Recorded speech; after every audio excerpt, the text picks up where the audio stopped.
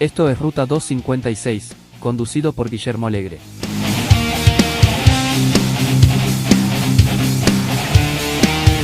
Bienvenidos a Ruta 256, tu podcast semanal de noticias tecnológicas, donde te comento algunas de las noticias más relevantes de la semana. Si estás en casa, relájate, y si andás por la calle, presta atención, que ya arrancamos.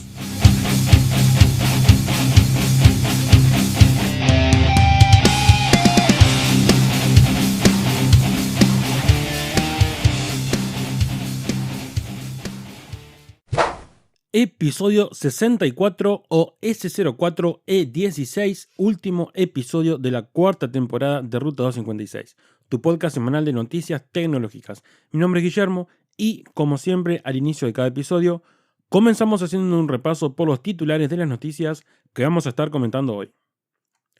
Poco C71, pantalla a 120 Hz y hasta 12 GB de memoria RAM por menos de 90 euros. Xiaomi TV Box tercera generación versus segunda generación, ¿qué tanto mejora la nueva versión?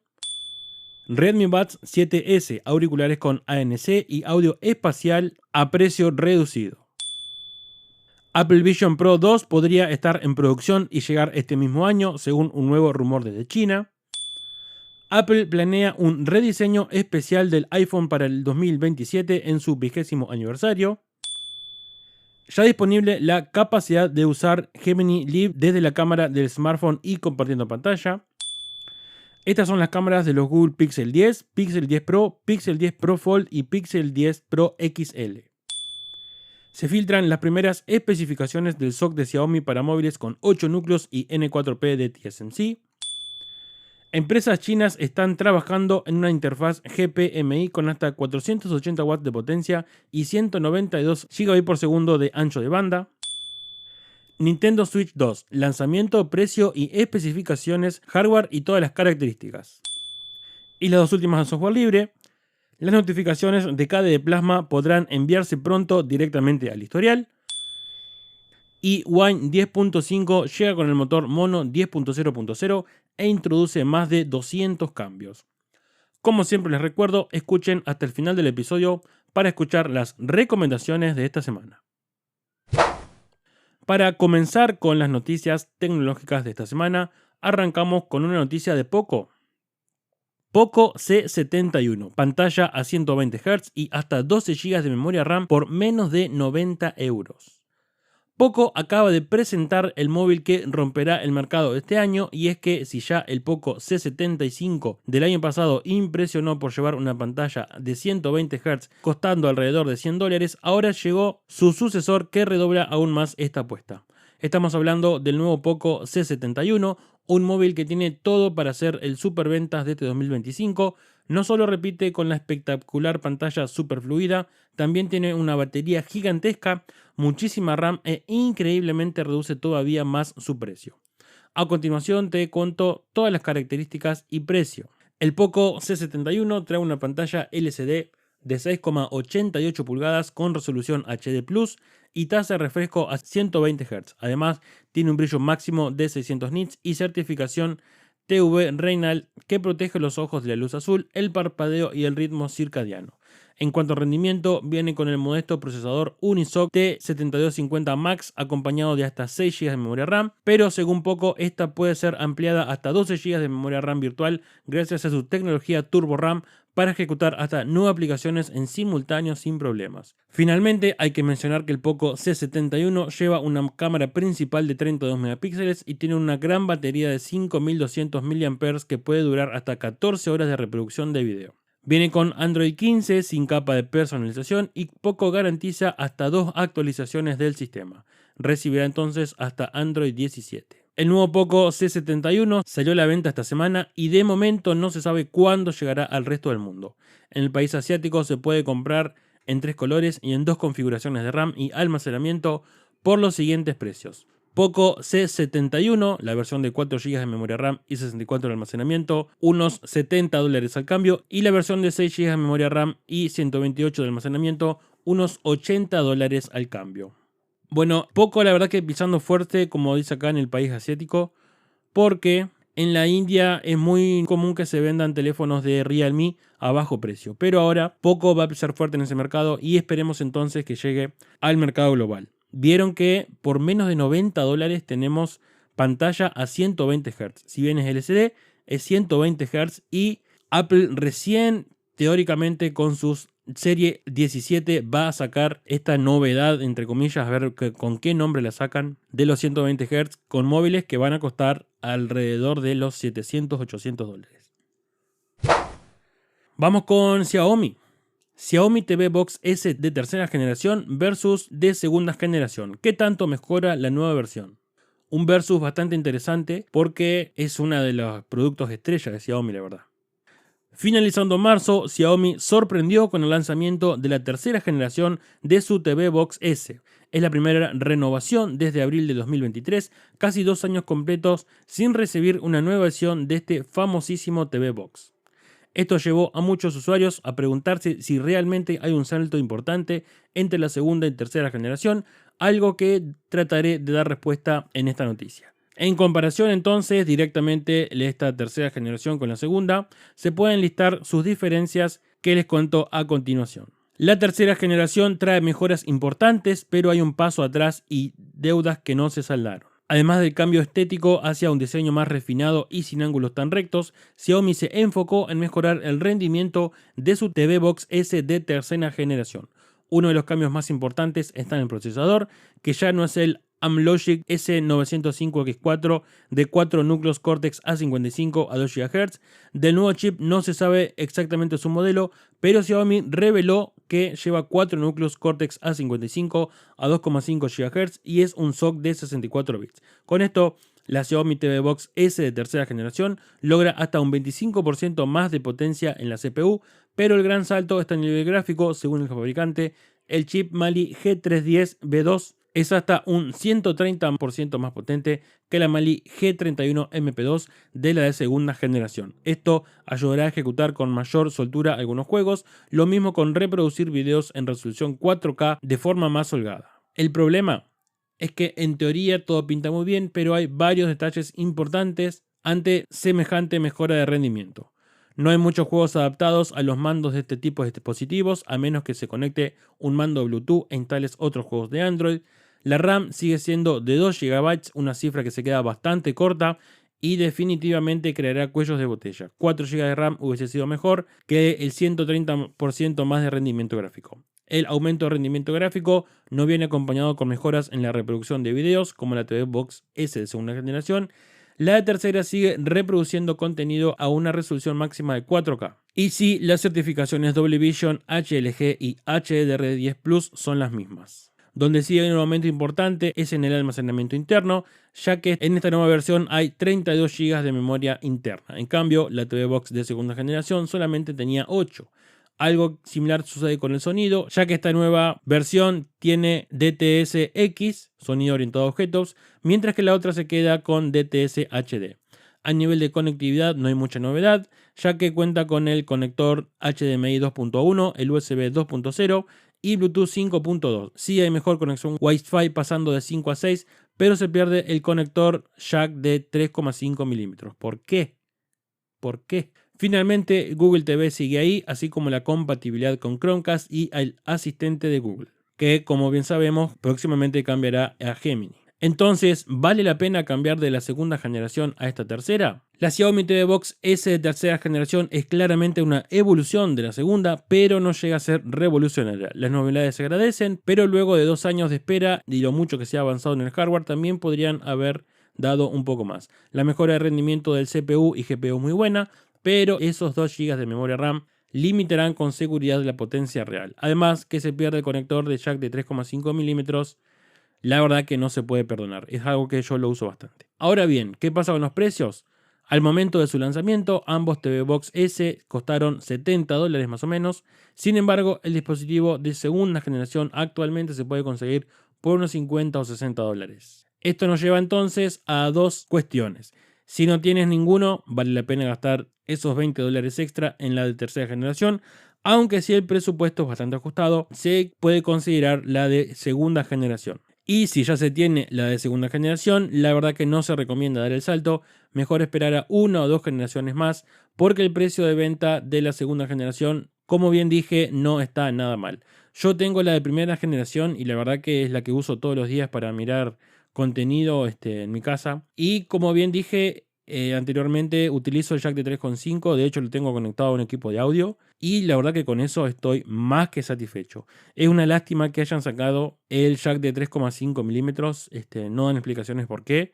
Por falta de espacio no, porque el tamaño es prácticamente el mismo. Si quieren ver la tabla comparativa en detalle, se las dejo como siempre abajo en la descripción. E incluso es un poco más grande si se quiere. Así que no entiendo por qué la decisión de sacar el jack de 3,5 milímetros. Y la verdad que no vale la pena comprar esta nueva, incluso si se tiene la primera. Es un dispositivo, la verdad que excelente, jamás tiene un bug, jamás tiene un delay, jamás le pasa nada. Y a diferencia del Chromecast, como pasó hace, creo que fue el mes pasado o el otro, que tuvo problemas de actualización y demás, no le pasó absolutamente nada en ningún momento. Así que la verdad que recomiendo muchísimo comprar alguno de los TV Box S, ya sea el de primera, segunda o tercera generación, si están buscando algún TV Box de reproducción multimedia.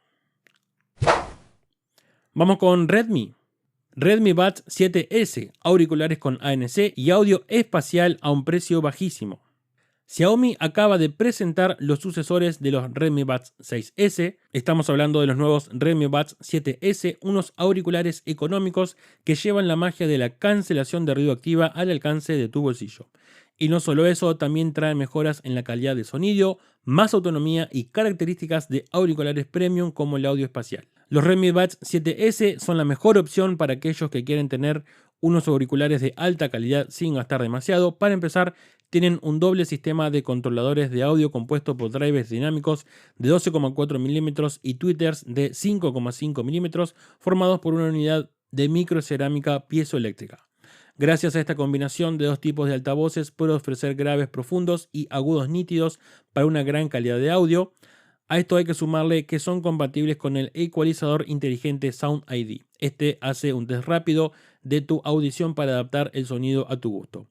Otra de las interesantes características de los Redmi Buds 7S es que vienen con dos características que son poco comunes para auriculares de su rango de precio. La cancelación de ruido activa, que se adapta al sonido ambiente, y audio espacial, que ofrece un sonido de 360 para una experiencia de audio inmersiva. Finalmente, hay que mencionar que traen Bluetooth 5.4 y baterías de gran capacidad que brindan hasta 6,5 horas de reproducción solo con la carga de auriculares. Bastante promedio, la verdad. Si a esto se le suma la del estuche, la autonomía se extiende a 32 horas. Y si te quedas sin batería, su carga rápida te ofrece 2 horas extra con solo 10 minutos de carga. Los nuevos Redmi Buds 7S ya están a la venta en China a través de la plataforma jd.com y de momento no hay información sobre su llegada al resto del mundo.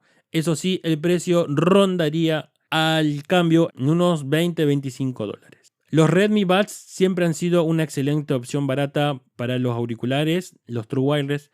Lo que no dice acá es el número de decibeles de cancelación de ruido, pero por su diseño debe ser bastante agresiva porque no son los que tienen punta de goma, sino los que van solamente calzados en el canal auditivo.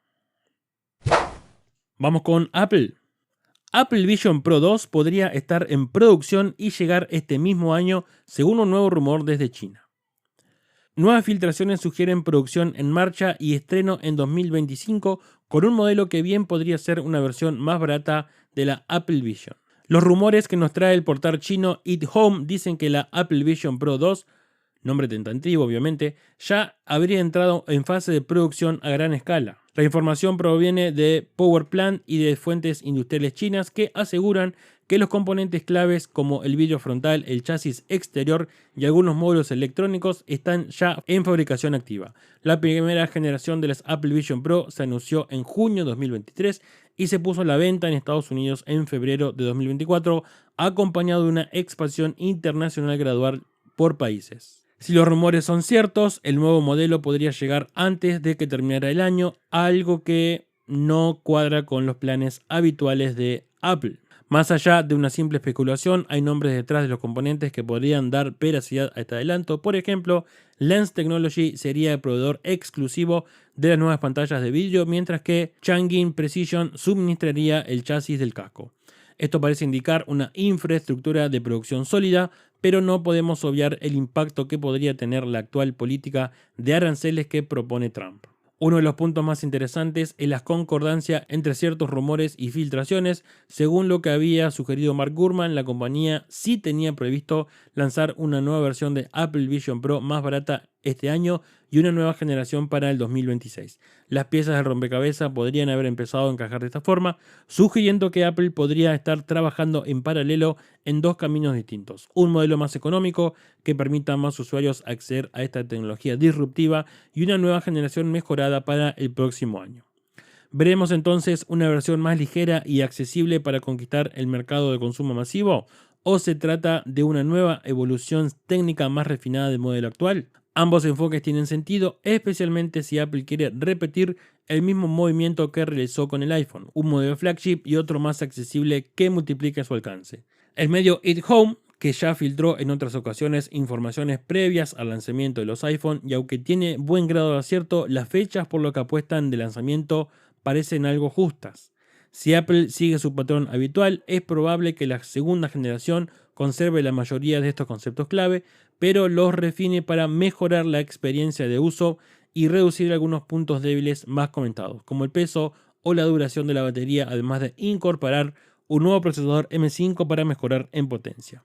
Esto sin contar con un aspecto esencial donde empezaremos a despejar dudas, la próxima WWDC 2025 de este junio y la evolución de Vision OS 3.0. Vistas las sorpresas de Vision OS 2.4, quizá sí podríamos permitirnos o ilusionarnos al menos con el software. Es verdad que cuando salió la Apple Vision Pro se hablaba de que podrían sacar otro modelo futuro que sea más económico, no sé si será este el producto, pero lo que sería interesante es que estuvieran sacando un equipo más económico sobre este fin de año y para el próximo presentar sí la segunda generación del modelo Pro, digamos, de la nueva Apple Vision Pro. Vamos con otra de Apple. Apple planea un rediseño especial del iPhone para el 2027 en su 20º aniversario. Dentro de un par de años será el 20 aniversario del iPhone, el teléfono de la manzana que consiguió situarse en el mercado a pesar de contar con un sistema y diseño diferente. Para celebrar estas 2 décadas del iPhone, Apple está considerando un rediseño importante que haga honor a esta celebración. Según Mark Gurman, en el 2027 lanzará su teléfono plegable y Apple cambiará el diseño del iPhone con un mayor uso del cristal en el tope de gama iPhone 19 Pro y 19 Pro Max. Aunque recuerden que estos nombres cambiarían porque no sería Max sino Ultra. A pesar de esto, no ha sido muy claro con estas palabras, ya que puede referirse a un teléfono con más cristal o también a que la pantalla pueda ser de mayor tamaño, incluso rodeando los bordes. Estos son rumores que ya se habían dicho con anterioridad. La idea de que un iPhone todo de cristal ya había estado en la mente de alguno de los diseñadores de iPhone de Apple, aunque a veces la idea queda en solo eso, una idea. También se habló de la próxima generación, el iPhone 17, donde el modelo Pro no tendrá una parte trasera bitono, como se ha dejado ver por internet. Sí se ha hablado del rediseño que tendrá la isla de cámaras, uno de los aspectos que ha guardado similitud entre los iPhone después de varias generaciones, sobre todo desde el momento que dejaron de poner una cámara sola. Si los planes siguen como hasta ahora, Apple presentará su nueva generación de iPhone sobre el mes de septiembre. Recuerden que este año también sale el iPhone Air, que es una edición slim, digamos, ¿no? Una edición del iPhone o uno de los teléfonos más delgados del mundo, junto con Samsung, que también va a presentar un teléfono de estas características. Sobre este diseño de cristal se ha hablado mucho en los últimos días y todavía no se tiene claro si va a ser todo cristal la edición especial o va a ser una edición especial específica que sea solamente para el modelo que, como ya hemos visto con anterioridad, se va a dejar de llamar Max y va a pasar a llamarse Ultra. Tal vez saquen una edición especial con algunas unidades que sean todo cristal. Hay rumores desde que sea todo cristal, la parte de atrás y de adelante, incluso los bordes, lo que llevaría también a la idea que tiene Apple de hace un par de años de dejar los botones físicos y ser capacitivos y tener una pantalla también más amplia, más inmersiva. Vamos con Google. Ya disponible la capacidad de utilizar Gemini Live desde la cámara del smartphone y compartiendo pantalla. Google lanzó oficialmente las nuevas funciones para compartir pantalla o video en directo en las conversaciones con Gemini Live, que ya están implementadas para los suscriptores de Gemini Advanced en dispositivos Android y que se comenzó a extender para los usuarios de la versión gratuita en los dispositivos Pixel 9 y Samsung S25. La tecnológica anunció estas nuevas capacidades para su aplicación de chat de voz del asistente de inteligencia artificial el pasado mes de marzo en el marco del Mobile World Congress, cuando detalló que, basadas en el prototipo de investigación presentado en el Google I.O. el año pasado, Project Astra permiten utilizar la cámara del smartphone para mostrarle al asistente un video en directo y preguntarle sobre lo que se ve en la imagen. La compañía comenzó a desplegar estas opciones para Gemini Live con algunos usuarios a finales de marzo y ahora Google indicó que estas novedades para Gemini Live ya están totalmente integradas en los dispositivos Android de los usuarios suscritos a Gemini Advanced. Igualmente, Google también anunció que se han comenzado a extender a todos los usuarios que utilizan la aplicación Gemini Live de forma gratuita, pero solo en los dispositivos Pixel 9 y Samsung Galaxy S25. De esta forma, tal y como explicó Google en un comunicado, los usuarios pueden compartir la cámara o pantalla del teléfono con Gemini y hablar sobre ello en tiempo real, con lo que permite compartir aún más contexto al tiempo de que se habla sobre ello de forma natural en más de 45 idiomas. Por ejemplo, con esta capacidad, los usuarios podrán apuntar la cámara de su smartphone a un cajón desordenado o a una estantería llena de libros y a continuación solicitar a Gemini sugerencias para clasificar dichos objetos, optimizando el espacio. Bueno, no es la mejor utilidad que le veo a esto, pero bueno. Incluso el asistente puede ayudar a decidir qué objetos se pueden tirar o donar. De la misma forma, Gemini Live también podrá ayudar con proyectos creativos al compartir la pantalla del smartphone con el asistente de IA para mostrarle fotos de ideas o inspiración. Tras esto, Gemini ofrecerá diseños e ideas para escribir o crear manualidades originales. Google también compartió que otra de las opciones que presentan estas funciones es utilizar Gemini Live como un asesor personal a la hora de llevar a cabo compras online. Esto se debe a que los usuarios podrán solicitar que compre ciertos productos o consejos para, por ejemplo, elegir ropa y conjuntos, mostrando las diferentes prendas a través de la cámara. Siguiendo esta línea, los usuarios también pueden compartir la pantalla de su smartphone con Gemini Live para que el asistente ofrezca comentarios prácticos sobre los últimos proyectos en los que se esté trabajando. Así puede ofrecer consejos ya sea sobre el contenido o diseño o la composición. Finalmente, también permite solicitar ayuda para arreglar objetos con solo enfocar la cámara con Gemini Live sobre el problema que se desee solucionar. Así se enviarán sugerencias en tiempo real para arreglar el problema. Con todo esto, Google señaló que esta experiencia representa un paso importante hacia un asistente de IA universal que realmente entienda e interactúe con el mundo que rodea a los usuarios. Así, estas nuevas funciones desbloquean un nuevo nivel de ayuda intuitiva que puede simplificar y enriquecer diferentes áreas y ofrecer posibilidades el día a día. Bueno, me parece medio extremo los ejemplos que se dan acá.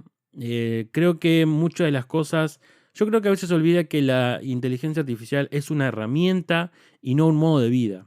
Hay gente que lo está utilizando literalmente para cualquier cosa y yo creo que se utiliza en momentos puntuales. Yo por lo menos lo utilizo en momentos puntuales cuando quiero saber algo o ver alguna noticia reciente o hacer una traducción, una mejora de texto, lo que sea. Pero me parece que se le está yendo la mano a la gente con el uso de la inteligencia artificial, que la está usando, como digo, para todo. Si fuera el caso de que reemplazaría, entre comillas, a la creatividad de las personas, eso sería un problema bastante importante, porque llegado el caso, pongan, por ejemplo, que, no sé, 100 personas utilicen algo puntual, para algo puntual, por ejemplo, que le ayuden con el diseño de algo. Imagínense que todos van a tener más o menos el mismo diseño si se le consulta a Gemini, que actualmente es una de las más potentes y las mejores que hay en el mercado. Pero imagínense que puede pasar lo mismo, por ejemplo, si se le consulta a una persona sola sobre un diseño. Todos van a tener más o menos el mismo diseño. Y ahí la creatividad de cada una de las personas estaría en juego. Como repito, los ejemplos que da acá el artículo me parecen bastante exagerados, pero al fin y al cabo son los que da Google. Yo creo que, y vuelvo a insistir, se debe usar como una herramienta y no como un reemplazo para hacer las actividades del día a día. Vamos con otra de Google.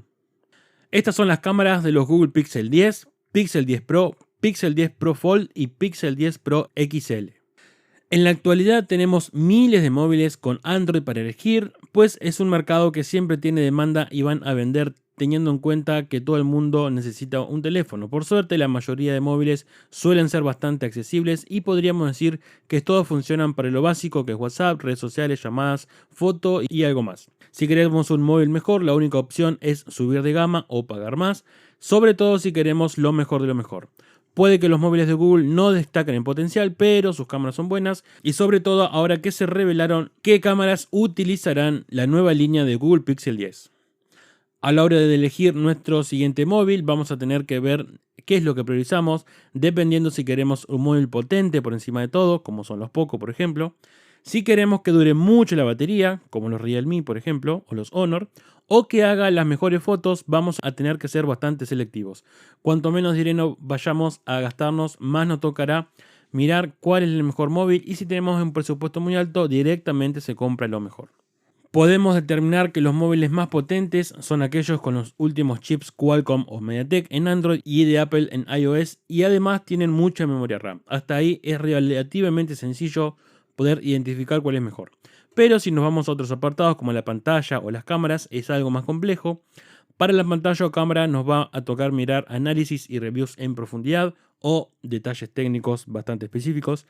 De hecho, la cámara y la calidad que esta ofrece es algo subjetivo en cierta medida, ya que cada móvil hace un tipo de procesado de las fotos diferente, como suele pasar por ejemplo con las capas de personalizaciones chinas. En el caso de los Google Pixel, su cámara es considerada como una de las mejores del mercado, no sé si tanto las cámaras sino el procesamiento que hacen después, o la mejor si se prefieren utilizar foto con un aspecto más natural y menos artificial.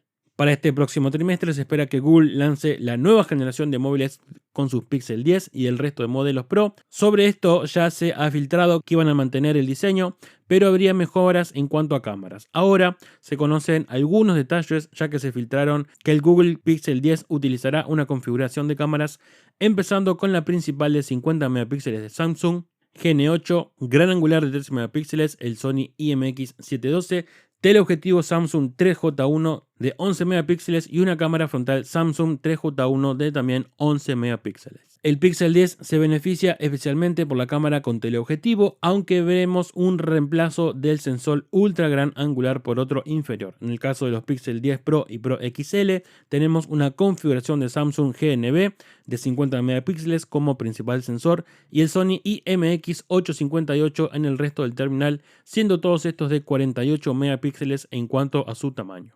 Como se pueden ver, esta configuración será prácticamente idéntica a la de la generación anterior. En el caso de los Pixel 10 Pro Fold, veremos que mantiene su sensor Samsung 3J1, que emplea en un tamaño de 1/3,2 pulgadas y 12 megapíxeles para el telefoto y gran angular, mientras que la principal será un Samsung GN8 de 50 megapíxeles, la cual parece ser un recorte respecto al modelo pasado con el Sony IMX787. No se entiende mucho la lógica detrás de todo esto, pues se trata de un móvil que llegará con mejores prestaciones y un nuevo SoC Tensor G5 que está bien, pero el principal punto fuerte de estos móviles es la cámara. La cámara selfie frontal se mantendrá igual en este modelo, así que seguirá con los 11 megapíxeles de Samsung. Algo que han hecho mucho hincapié con la próxima generación de los Pixel es en el procesador, como bien dice acá al final de la información. Dicen que este nuevo G5 va a ser bastante más potente que el actual SoC de los Pixel 9. Estamos hablando del Tensor G4, ya que de una vez por todas Google estaría directamente trabajando arriba de su nuevo procesador y tendría más control sobre el tema de velocidades de escritura y demás. Vamos con Xiaomi. Se filtran las primeras especificaciones del SoC de Xiaomi para móviles con 8 núcleos y N4P de TSMC. Si recuerdan, el año pasado, a fines de año, les comenté una noticia que Xiaomi estaría fabricando su propio procesador. Ahora acá está la información. Se filtró que Xiaomi está desarrollando un SoC que será exclusivo para ellos, tendrá 8 núcleos y utilizará el nodo N4P de TSMC. Xiaomi se convirtió en el segundo fabricante de móviles más popular del mundo. Hace poco superó a Apple y solo queda Samsung para poder cubrir ese primer puesto. Xiaomi no para de crecer cada vez más, pero tenemos que tener en cuenta que debido a que Donald Trump, China, al igual que el resto de los países, terminó recibiendo aranceles de importación. Esto implica que si Estados Unidos quiere comprar cualquier producto de China, los precios van a ser más altos. Con estos aranceles, Donald Trump quiere conseguir mejorar la economía estadounidense, pero ha estado creando un caos bastante interesante y una subida de precios si todo esto se mantiene. Estados Unidos se está encargando de evitar que China tenga acceso a los últimos chips y nodos de fabricación como los de TSMC, pero curiosamente Xiaomi no está incluida en este grupo y parece ser que tiene mayor libertad, por lo que va a aprovechar para lanzar su propio chip. Este nuevo chip habrá utilizado el nodo N4P de TSMC, por lo que se trata de uno de 4 nanómetros y no de 3 nanómetros, como serían los más avanzados de la actualidad. No sabemos si Xiaomi se decidió por este nodo de 4 nanómetros por coste, pero con esta decisión estaría un poco por debajo de lo que tienen sus rivales actuales con Qualcomm, Apple y MediaTek. Hay que recordar que estos 4 nanómetros se utilizaron en la generación pasada y este chip de Xiaomi utilizará la misma litografía que el Snapdragon 8 generación 3. Sobre el nuevo chip de Xiaomi sabemos que utilizará una configuración de 134, siendo así un ARM Cortex X925 a 3,2 GHz, 3 ARM A725 a 2,6 GHz y 4 ARM A520 a 2 GHz.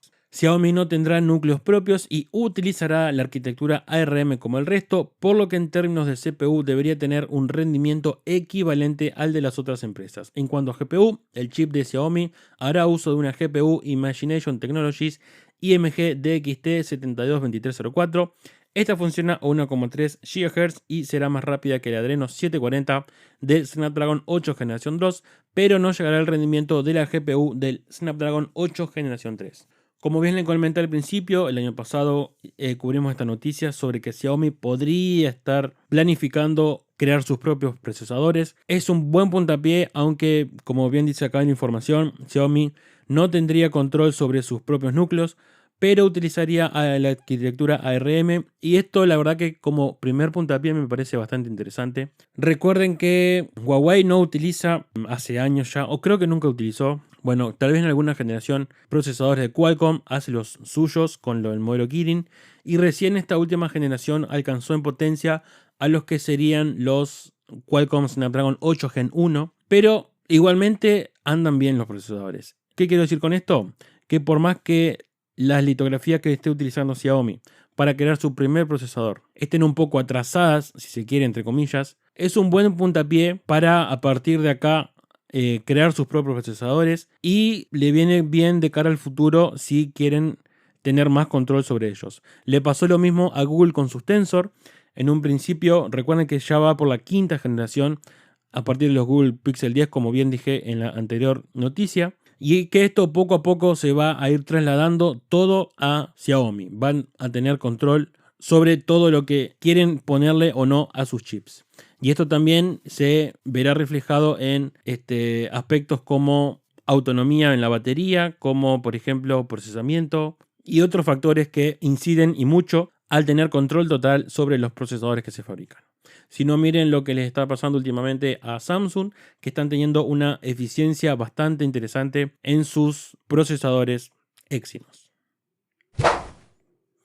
Empresas chinas están trabajando en una interfaz GPMI con hasta 480 watts de potencia y 192 GB por segundo de ancho de banda.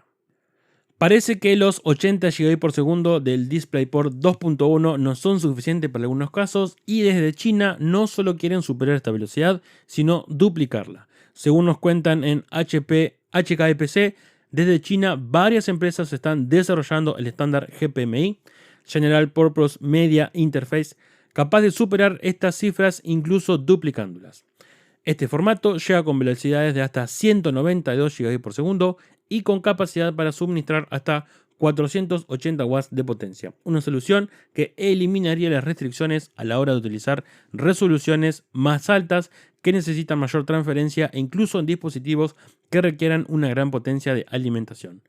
Este GPMI está siendo desarrollado por empresas chinas de conocido nombre como TCL, Hisense y Huawei y centrándose en un mercado de consumo que también llegará a la automoción y a los entornos industriales. Este conector tipo C puede ofrecer hasta 240 watts de potencia junto con un ancho de banda de 96 GB por segundo. Esto superaría al actual DisplayPort 2.1 con 80 GB por segundo, aunque puede con la misma potencia del 240 watts. El conector de tipo B es capaz de duplicar estas cifras con hasta 480 watts y 192 GB por segundo. Ideal para sistemas todo en uno donde un solo cable pueda gestionar todo: audio, video, alimentación, conexión de red, etc. Aunque también va más allá de las conexiones bidireccionales o reactivación rápida. Ideal para nuevas comunicaciones de video de ultra alta definición, integrando datos, control y suministro eléctrico disponibles en los hogares inteligentes del futuro. Bueno, como bien van viendo, Huawei está metida en casi todo. TCL y Hisense son empresas que se dedican a la imagen, son empresas que fabrican pantallas y televisores a nivel mundial, pero Huawei también está metida ahí, o sea que esto sería un buen puntapié para que Huawei haga sus propias pantallas, por ejemplo, para smartphones y para otros dispositivos como las tablets y las portátiles que ellos sacan.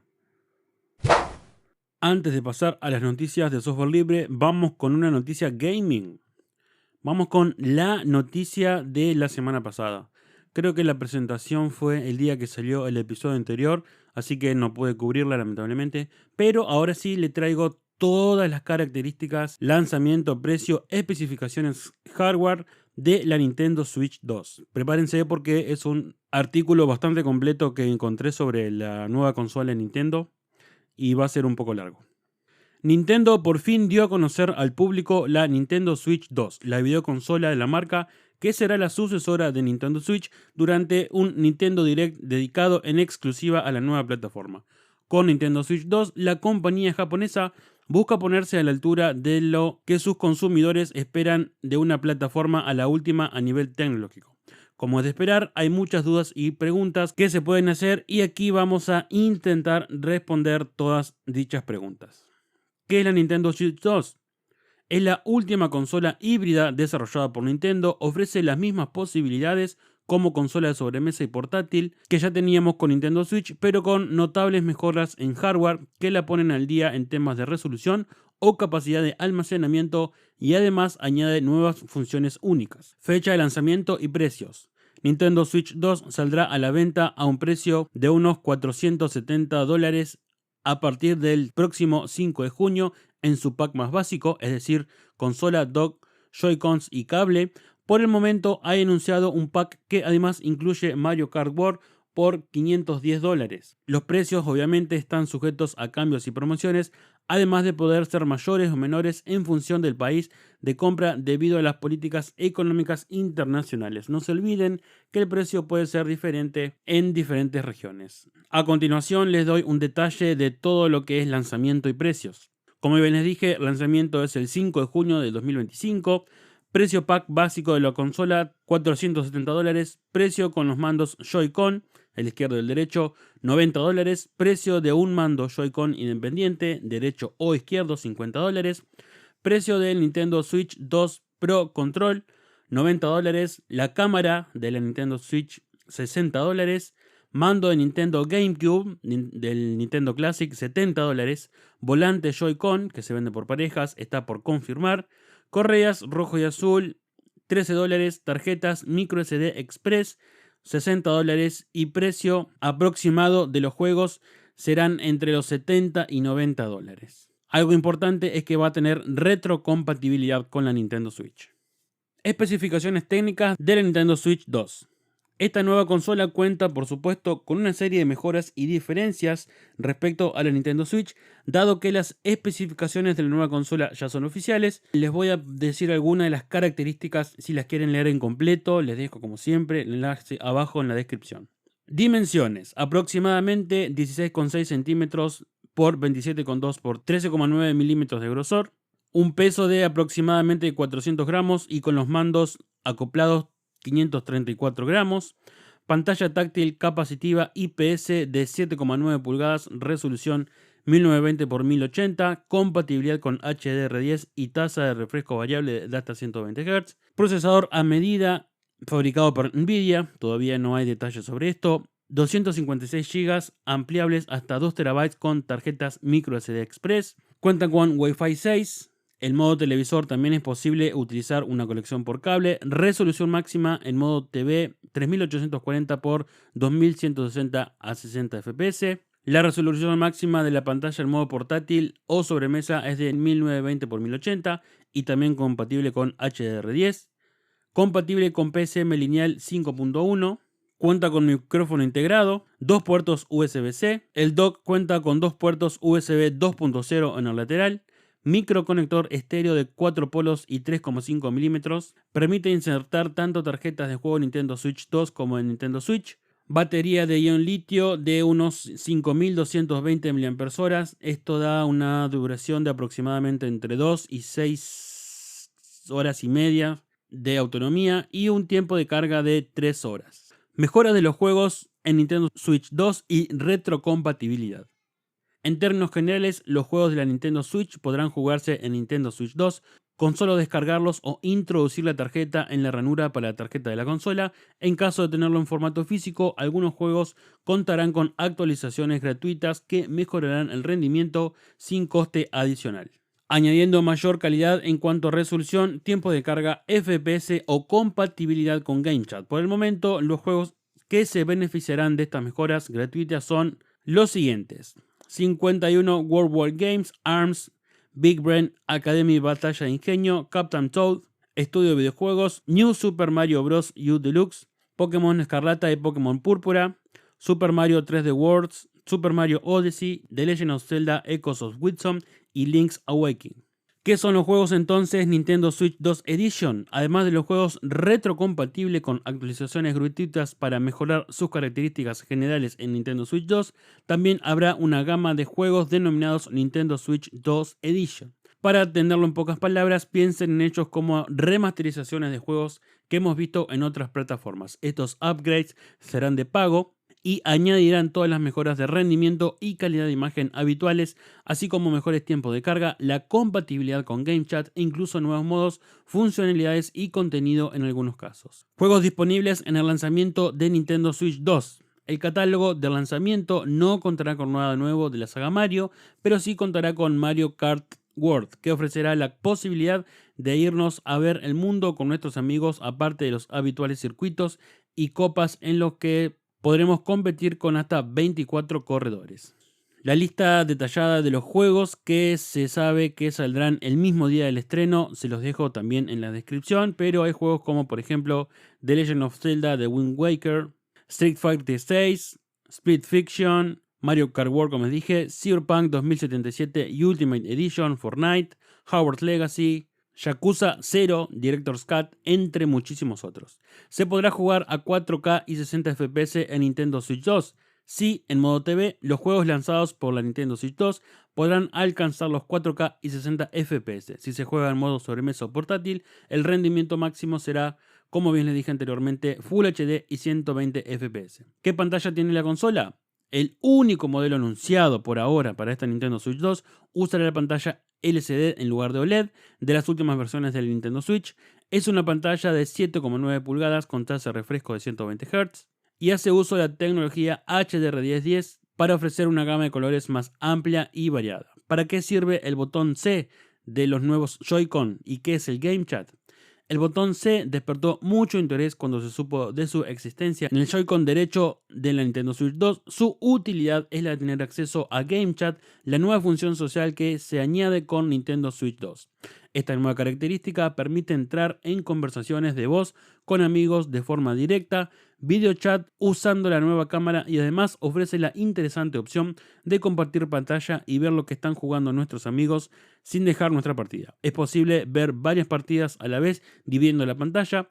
El Game Chat será gratuito hasta 31 de marzo de 2026, momento en el que pasará a ser una función exclusiva de los suscriptores de la Nintendo Switch Online. ¿Los mandos de la Nintendo Switch son compatibles con esta nueva consola? Sí, pero con limitaciones obvias. Algunas funcionalidades estarán limitadas si no usamos los nuevos Joy-Con y sus añadidos nuevos. Por ejemplo, no se puede salir del modo de espera de Switch 2 con el botón Home de los Joy-Con o Pro Control originales, y para acceder al Game Chat habrá que hacerlo desde el menú, al carecer de los manos antiguos el botón C. Tampoco se podrá utilizar juegos que exijan funciones exclusivas, como por ejemplo utilizar el modo ratón de los Joy-Con. Esto es algo muy novedoso de los nuevos mandos de la Nintendo Switch 2, y es que se los podrá sacar y utilizar independientemente como mouse, ya sea para jugar o para hacer diferentes, para navegar en el sistema. Además, se pueden utilizar como mouse, tienen integrado un lente óptico. Ahora sí, pasamos a las dos últimas noticias de software libre. Vamos con KDE. Las notificaciones de KDE Plasma podrán enviarse pronto directamente al historial. Novedades de esta semana. El proyecto KDE sigue con su ritmo habitual de eliminar errores mientras trabaja en nuevas funciones para el futuro. Hace una semana, Dave Graham nos contaba que había eliminado todos los bugs de alta prioridad, y hace unos días dio a conocer una ligerísima mala noticia. De 0 han pasado a tener ahora 1, o sea que la lista de bugs para ver de qué se trata de un fallo en el que a veces el bloqueador de pantalla falla al desbloquear la pantalla y muestra el botón desbloquear que no hace nada.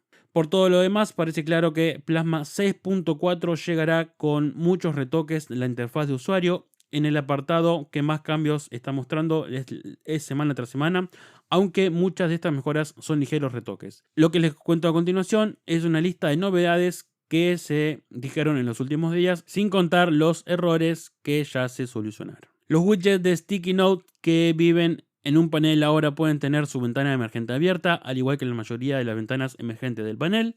Las notificaciones ya no cambian a notación científica cuando muestran números extremadamente grandes, ahora simplemente se muestran números.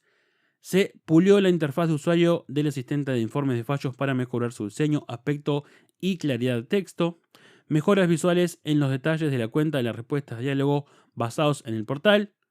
Los temas de sonido pueden aplicarse ahora con un doble clic, al igual que otros elementos de las páginas del sector de temas basados en cuadrícula de ajustes del sistema. Los iconos de la bandeja del sistema de Telegram vuelven a tener el tema Breeze cuando se utiliza el tema Breeze Icon y la versión Telegram 5.12.4 o posterior.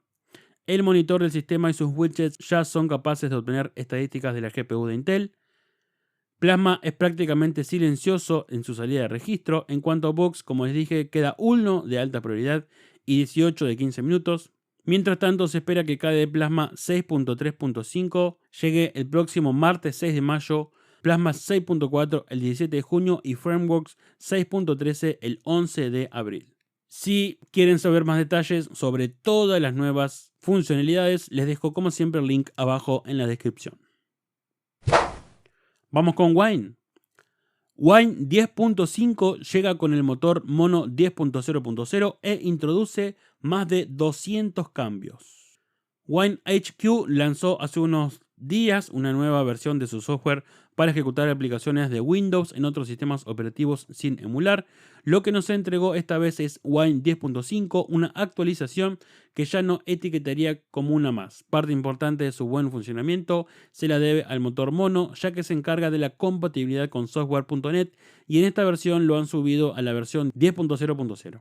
Entre el resto de la lista de novedades destacadas, ahora soporta tamaños de página más grandes en ARM64, soporte para emparejar en el driver Bluetooth, decodificación Vulkan H264 e intercambio de registro porcentaje GS en macOS, a lo que se suma el habitual de correcciones de errores varios. En números, Wine 10.5 ha corregido 22 bugs, los que están en la lista que les dejo en el enlace en la descripción, e introdujeron un total de 265 cambios. Algunos de los bugs corregidos: Microsoft Edge se congela casi inmediatamente después de iniciarse, mal puntero de archivos después de una escritura de archivo en el modo anexión, los modos de video no funcionan, los elementos seleccionados de Listbox se muestran incluso con LBS Nozzle, el instalador de PS Core se bloquea, la entrada de teclado se pierde tras pulsar Alt en el escritorio visual, entre otras correcciones. Como bien les dije, Wine 10.5 llegó 2 semanas después de la versión anterior y ya se puede descargar desde el botón que le dejo en la descripción. En la página de descarga también hay información sobre cómo instalar esta y otras versiones en tu sistema operativo Linux o Android de preferencia. Ahora sí, pasamos a las recomendaciones. Esta semana tenemos una serie y una película. Vamos con la serie, El Día del Chacal. Serie de TV del año 2024, creo que se estrenó a finales de año y se terminó en principios de 2025. Una temporada, por ahora creo que hay una segunda confirmada. 10 episodios. El Chacal, un escurridizo y solitario asesino sin rival, se gana la vida trabajando para el mejor postor. Sin embargo, tras su último asesinato, su camino se cruza con el de una tenaz agente de inteligencia británica del MI6 que empieza a seguirle la pista en una inalcanzable persecución a través de toda Europa, dejando un rastro de destrucción a su paso. Excelente serie o miniserie, creo que serie, que se puede ver en Disney Plus con la estelar participación de Eddie Redmayne como el Chacal. La verdad que una serie buenísima de principio a fin, todo lo que engloba la serie. Si han visto las películas, la de los 90 y la de los 70, tiene algo que ver pero no del todo. Es mucho más completa esta serie.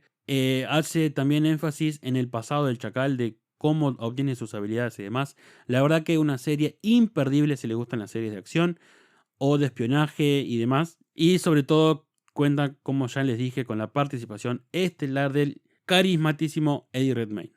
Vamos con la película Better Man. Better Man cuenta la historia de Robbie Williams, uno de los mejores artistas del mundo, las experiencias que lo vivieron en quién es y los demonios con los que luchó tanto dentro como fuera del escenario. Uno de los mejores biopics que se han hecho los últimos años, si no el mejor. Lo único que tienen que saber es que Robbie Williams, para esta ocasión, él estuvo arriba del proyecto siempre, y una de sus cláusulas, digamos, una de las ideas que se le ocurrió y que le comentó el director en principio, fue que toda la película él tenía que ser un mono, porque así es como él se aprecia cuando está en escenario. Así que toda la película él es un mono, pero la voz es de Robbie Williams. Qué buena biopic, qué real que es, y qué bien hecha que está. La verdad que, sacando de lado el tema del mono, si les molesta, pero si les gusta Robbie Williams, les recomiendo muchísimo ver Better Man, uno de los mejores biopics que se han hecho. Creo que no está disponible en ninguna plataforma todavía, pero si la encuentran por ahí, se les recomiendo muchísimo. Y bueno, hasta acá las noticias tecnológicas de esta semana. Recuerden que este es el último episodio de la cuarta temporada de Ruta 256. Volvemos dentro de semanas. Recuerden seguirnos en X, en Twitter y en Instagram. Estamos como Ruta 256. Recuerden también que aparte de Spotify estamos en Amazon Music, Deezer y YouTube Music. De mi parte es todo. Muchísimas gracias por escucharnos y nos reencontramos dentro de 2 semanas. Chao.